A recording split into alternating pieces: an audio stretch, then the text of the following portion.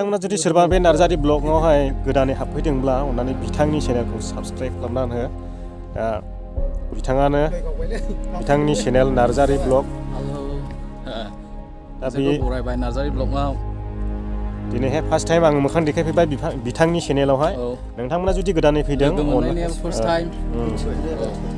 आङो नोंथांमोनखौ बेखौनो खावलायनो सानो, नोंथांमोना जुदि गोदानै फैदों नोंथांमोना बिथांनि चेनेलखौ साबस्क्राइब खालामना हो आरो शेयार खालामना हो, लाइक खालामना हो। बिथाङाबो एसे आवगायलांनो हानाय बायदि। दासो गोदानथ' आंनि चेनेला दाबो ग्र' जानो हायाखै, मास मोनसे बायदिल' जादों। आरो नोंथांमोनाबो जों रोङा होननानै थानो नाङा, नोंथांमोनाबो सोलोंनो नाजानांगौ।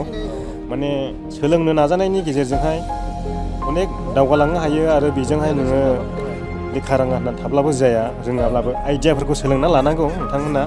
माने आइडियाफोरखौ रोंब्लानो इउटुबनिफ्राय नोंथांमोना बेथन मोननो हागोन आरो इउटुबआ आरो गुगोल एडसेन्सआ नोंखौ नोंनि महर मोखांखौ बासिनानै आं बेनो फैसा होआ बेफोरबायदि राव बुङा। बेनिखायनो नोंबो आंबो बयबो फैनानै सोलोंनांगौ आरो नाजानांगौ। जाय जेरैखि हाया नोंथाङा मा रोंगौ बेखौ नोंनि टेलेन्टफोरखौ देखायनांगौ। ओमफ्राय इउटुबनि गेजेरजों नोंथाङा फैसा आरजिनो हागोन आरो नोंथाङा गाव हारसिंनि लाइफखौ नोंथाङा बेजोंनो सालायनो हागोन। आंनिफ्राय आङो बेखौनो बुङो। ओमफ्राय आं बुंनानै फोजोबनोसै। लास्टआव आं बेखौनो बुंनो सानबाय, नोंथांमोना बे चेनेलाव गोदानै हाबफैदोंब्ला चेनेलखौ अननानै साबस्क्राइब खालामना हो बिथांनि चेनेलखौ। Thank you brother. जों बयबो बिदा फंबाय होननानै अनलायब्लानो जाबाय। माने दुसिलायनो नाङा, बयबो सापर्ट होलायनांगौ।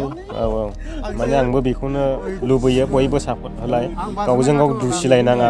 माने जों गोदोनिफ्रायनो अनेक दुसिलायबोबाय, गावजों गाव बखिलायबोबाय, दा अनदेन थाबोलायबोबाय, लाजि फोनांबोलायबाय।